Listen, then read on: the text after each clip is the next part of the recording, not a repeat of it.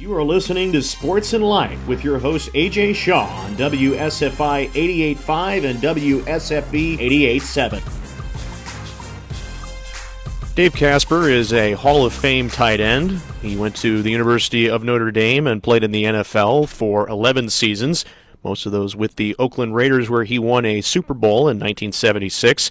He was a four-time first-team All-Pro, five-time Pro Bowler, and a part of the NFL's 1970s All-Decade team. He was also a national champion at Notre Dame in 1973 and a consensus All-American that year. Dave, it's a pleasure to speak to you today, sir. Thank you so much. Thank you.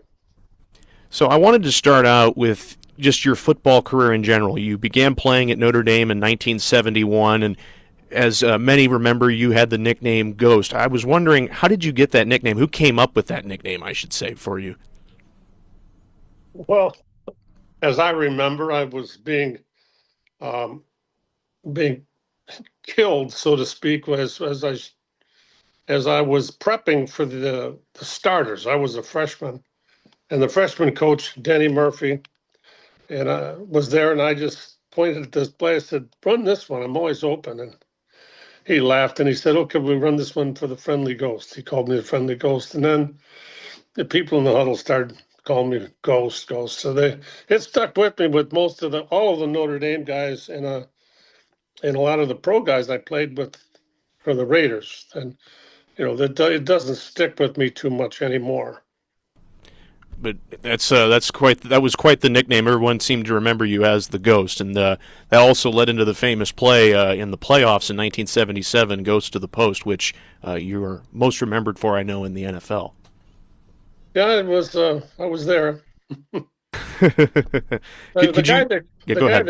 guy that came from the bench when they said they were just running a play we run all the time, and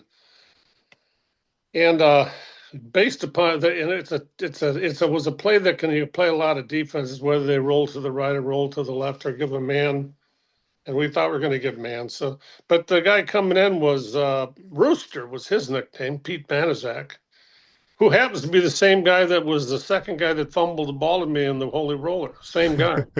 But he came in there and said, run. It was an 89 in, what it meant. And he said, look for Ghost to the Post, because they knew I was going to get single coverage. And actually, while you're talking about the coverage kind of blew up for reasons that you can go into an explanation. But the guy covering me lost me. I kind of left him someplace, and there was guys leaking off other coverage, and Snake threw the ball to a hole. He didn't throw it to me because I was going the wrong way at the time. I was going to where I thought I should go, but as I looked up, I realized the play was goofy. So he just threw it to this hole, and I made an adjustment, and I was the only one that could get to the ball.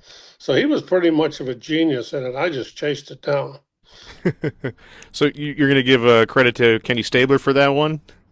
Actually, I always thought I did it, but I did catch the ball and do that, but I mean, without his being able to look out there and see what the only thing that could happen, he threw it, and I was fortunate enough to pick that up real quick and made a quick adjustment. The rivalry with the Steelers when you got drafted in '74 was really starting to amp up. You guys played them in the AFC Championship 3 games in a row. Talk to us a little bit about what those games were like. Well, they were hard games. I mean, the first 2 games that they beat us before we went to the Super Bowl, I wasn't starting. So I was just on the team. My first year, I didn't do much of anything. My second year was the second time we played them, I was doing much better, and I was on special teams. I worked myself into the punt kickoff coverage and really loved it. And at the end of the third quarter of the second game, there was an injury to the starting tight end. I came in and I caught 5 passes for 70 yards in the fourth quarter. And so I went from being my first really appearance as a legitimate player was when I got to go into a playoff game because of an injury, and then I did pretty well. And we ran the ball because I was able to. Mm-hmm. I was able to do some pretty. I was a pretty good blocker. And so we still did run the ball. We scored a few points, but we never got back. In fact, I actually recovered an onside kick, which gave us two more plays before the Steelers beat us. And they're a great team, and it was dangerous to play them because they were not a lot of fun. They definitely played outside of the rules, but they got away with a lot of that stuff before they changed the rules. Those games were definitely physical to say the least. And if I recall correctly, the game the year before you guys went to the Super Bowl, the field was like really icy, if I recall correctly, right? Yeah, but I was from Wisconsin and I was used to ice fishing. That's why I could. That's what I did because I just figured I was on ice. And the Steelers were not an illegal team. Mm-hmm. It's just that it's like playing with snakes or something. I mean, they're going to bite you. Mm-hmm. You got to be careful. So when you played the Steelers, you'd better be aware that there was some really hard-nosed football guys around. And I don't ever remember anybody coming up and trying to hurt me, but they didn't mind if they did, Mm-hmm. but they were tough. Did you ever go up against Mel Blount one on one? Yeah, I did. I mean, it just so happens that the Steelers, when we went to the formation where the two wide receivers are on the other side, most teams bring both corners over to that, but the Steelers left Mel Blount alone when we went what you would call slot right. Mm-hmm. So I was on the weak side with him, and I actually did okay against him because I mean he was a physical, intimidating guy, and I was a little bit bigger than average, so I wasn't as physically intimidated. And Snake was a good quarterback, so I caught two or three passes. And then I didn't ever make anybody. You can't make somebody that good look bad, but I did okay. You mentioned the Holy Roller. That's another play that you're very well remembered for. That was the game against the Chargers. That play, I think to this day, people are still wondering how in the world that happened, but it was really kind of a miracle. You want to talk us through that play and how that whole thing broke down? Well, I had a pretty good game that day. You should go get the highlight films and watch the catches I made because that's right. Actually, it wasn't bad. But I'm remembered for standing in the middle of the end zone.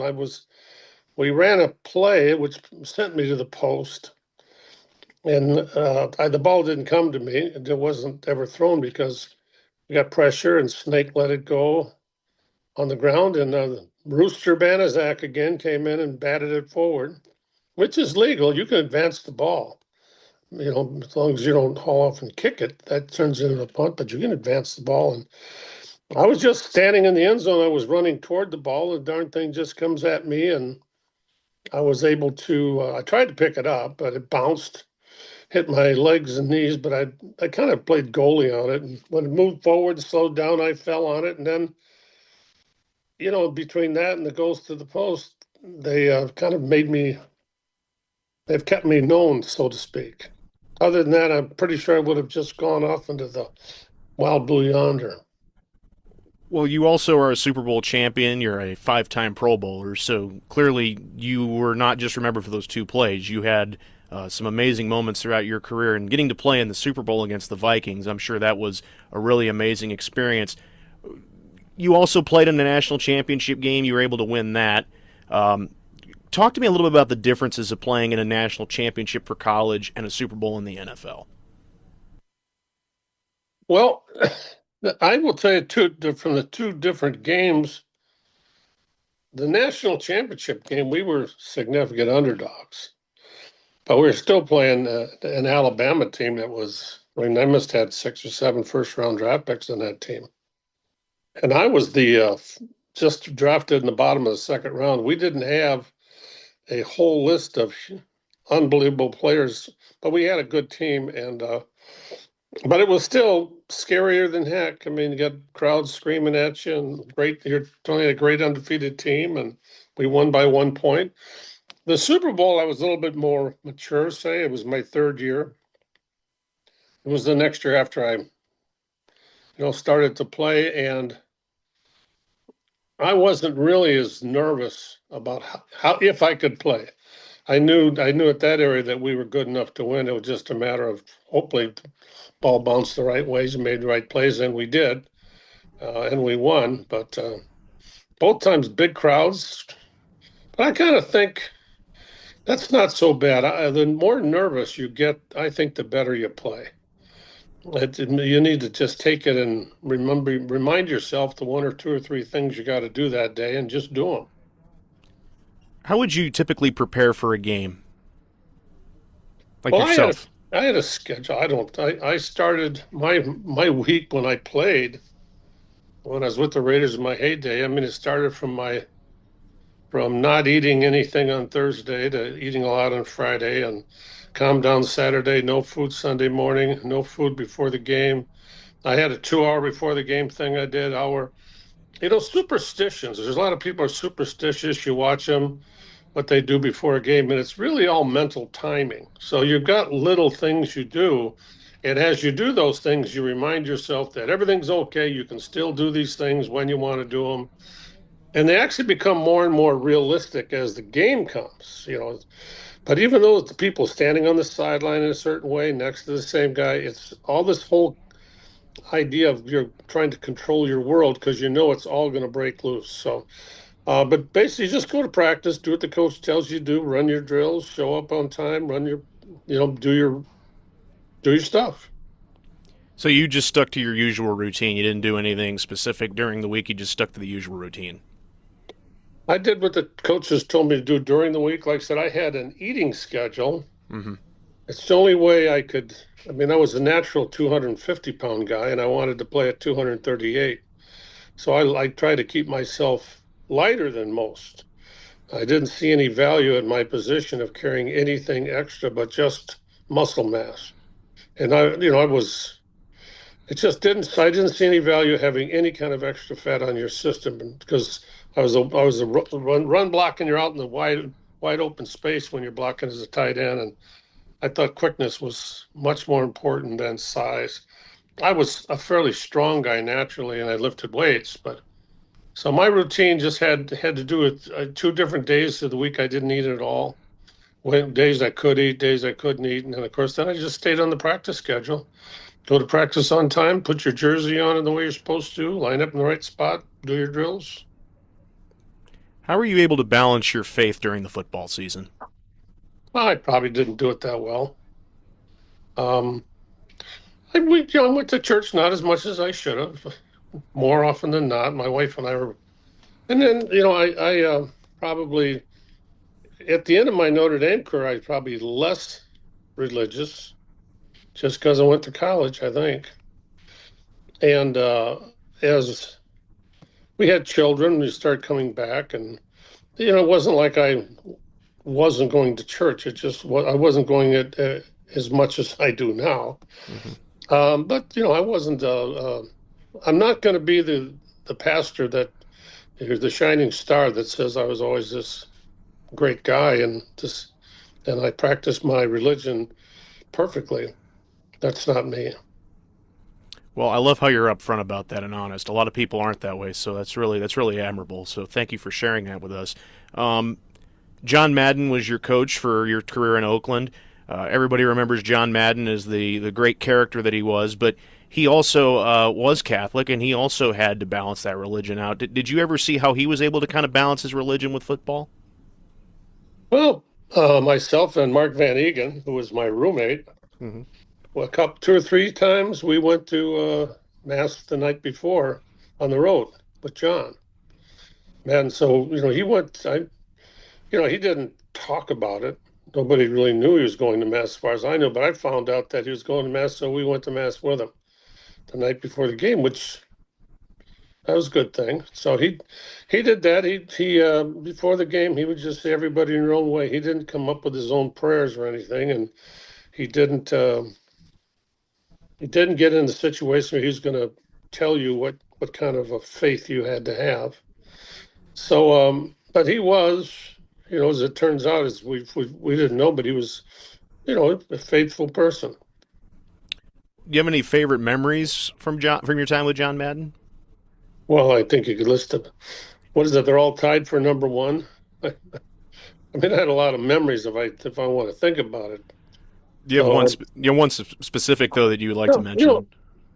I mean, just about football in general, or You just, it could be a football memory or it